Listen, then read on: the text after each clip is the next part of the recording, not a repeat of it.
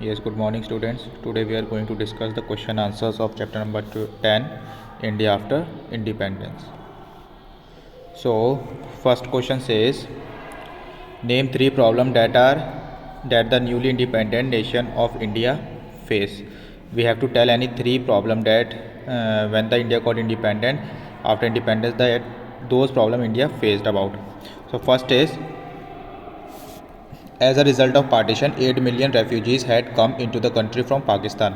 These people had to be found homes and jobs. So first of all, the problem was when India got freedom, it was separated into two nations, India and Pakistan. So all the refugees, those who came from other nation, that is Pakistan, they need the job and the home. So this was the biggest problem.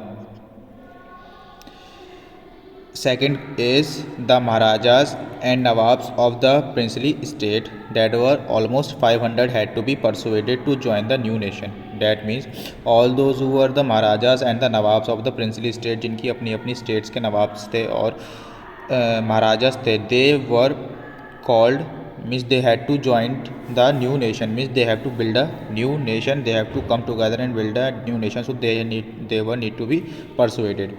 Then third is, a political system had to be adopted which would best serve the hopes and expectation of the Indian population. That means we need to have the political system also, so that we can get serve the best hopes and best expectation of the Indian population. Then second question says, what was the role of the planning commission? So planning commission जो बनी थी उसका role क्या था? What was its role? The planning commission was set up to help design and execute suitable policies for the economic development of India. Economically जो India की development होनी थी उसके लिए हम क्या क्या कदम उठा सकते थे, क्या क्या पॉलिसीज़ ला सकते थे एंड क्या क्या चीज़ें कर सकते थे. That was the thing that the planning commission was set up for designing. Then here comes the fifth question. See, all these questions are the true and false and fill in the blanks. Now fifth question here, what did Dr. Ambedkar mean when he said that in politics we will have equality and in social and economic life we will have inequality? So what do he mean by this statement, that in politics we will have the equality but in social and economic life we will not have the equality? So what was about this statement?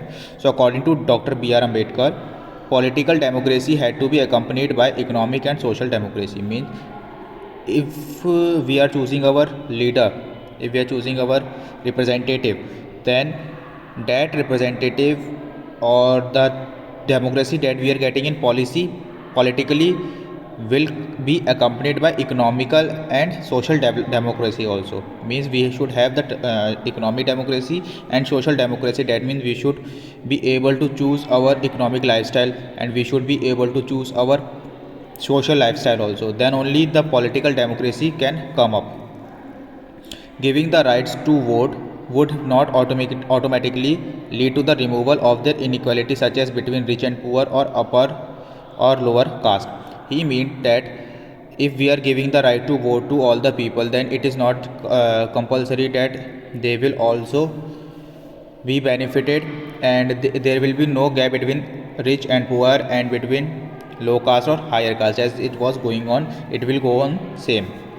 Then he believed that India needed to work toward eradicating all forms of inequality in the economic and social sphere. He saw that there should be abolition of all the inequality from India regarding economic and social cultures and different aspects. So from everywhere there should be equality. No inequality should not be there.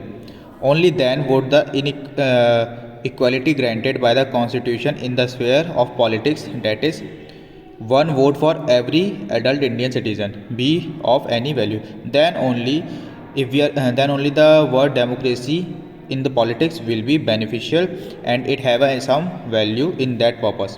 Otherwise India would just be a land of contradiction. Means everybody will be contradicted, means everyone's thought will be contradicted. Contradiction का मतलब होता है अलग मिलना, किसी के thoughts पूछें दूसरे के थॉट्स पूछें, that means the contradiction. Following the principle of one man and one vote and one value, so it will not happen. and denying the principle of one man, one value in its economic and social life. He said that we will have one man, one vote, and one value in the politically only, but in social and economic lifestyle we won't have. We will have only one man and one value. It will not be there. So that's all was meant by Dr. B.R. Ambedkar. So that's all for today. Thank you, students.